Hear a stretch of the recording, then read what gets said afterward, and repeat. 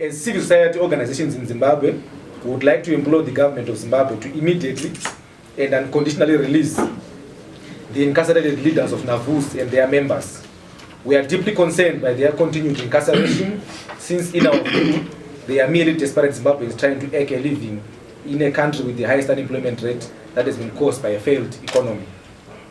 The state has proved beyond reasonable doubt that they are not willing to adopt an all-stakeholders approach towards the vendors issue, but has instead chosen to label some vendor unions as fronts for certain political parties.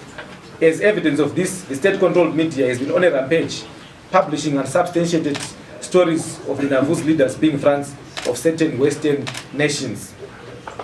This is far-fetched, to say the least, that unemployed and poverty-stricken individuals trying to make ends meet through vending end up being opposition activists or fronts of the West, yet they are merely victims of misgovernance and corruption among other issues that have brought the Zimbabwean economy to a grinding halt.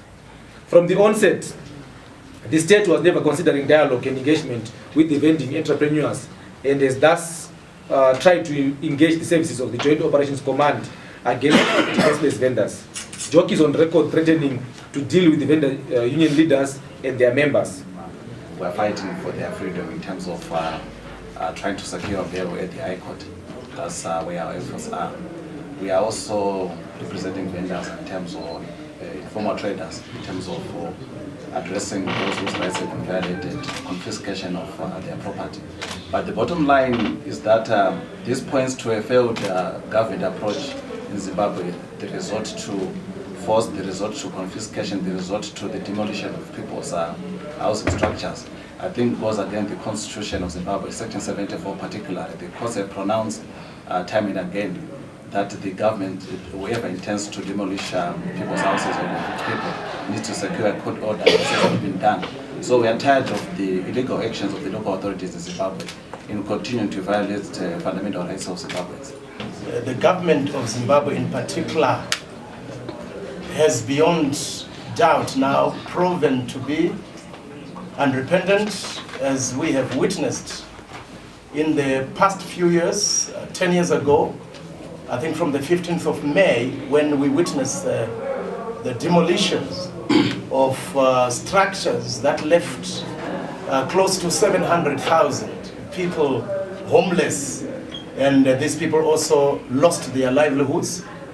And we know what has always been happening, the abductions, the maimings and the killings, and lately the illegal arrests of NAVUZ leaders for simply being a people that are pursuing to live, that are pursuing their fundamental God-given rights.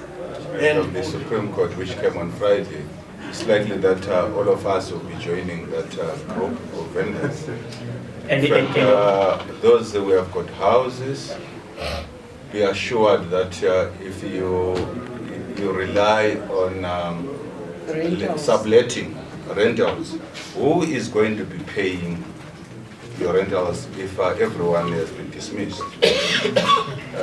Even the vendors themselves are going to find it very difficult to get money because Philip Chiamba does not buy from the vendors. You understand? Big business people from Bolodel don't buy from the vendors.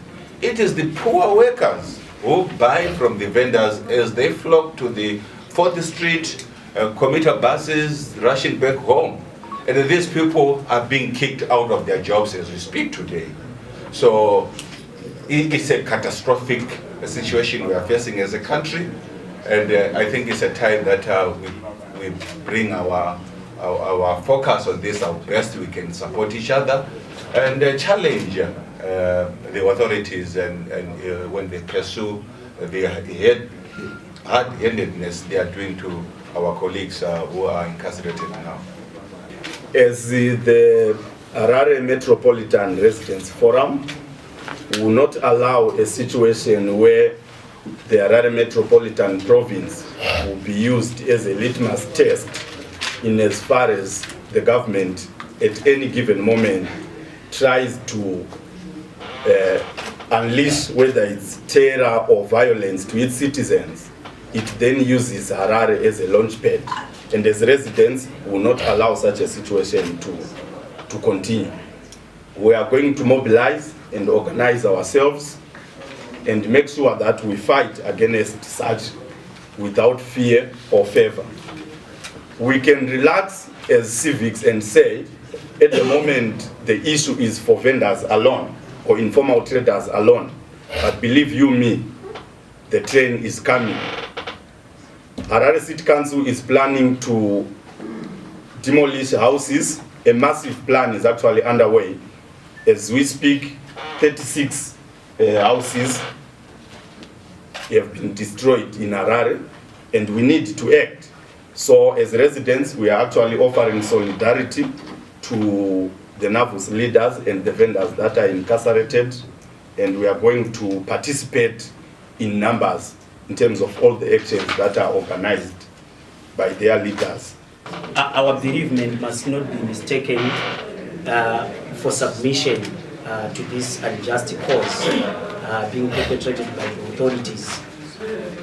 We remain undeterred in our common vision as NAVUZ to see vendors earning a living from the streets, in the streets, because as vendors we are not in the streets because we want to be in the streets.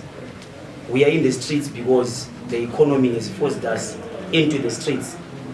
If anything is going to remove us from the streets, it's going to be the economy again, rather the turnaround of the economy, not the soldiers, not municipal police officers, because the war for survival will demand that you go back to where you derive your survival from. We, as the chair, we are therefore demanding an immediate and permanent stop to such life-threatening intentions, which is full of abuse of vendors. We want to make it clear that vending is not a criminal act, but a means of survival for innocent Zimbabweans, with women being the majority. We are also fully aware of the fact that vendors are not the cause of this current economic crisis. As the chair, we demand the immediate release of NAVUZ leadership and other vendors arrested by the municipal police. Furthermore, we are calling to engage with the government and relevant ministries for lasting solutions to vending and informal economy challenges. We are therefore advocating for an open door policy whereby dialogue, engagement, and consultation are prioritized.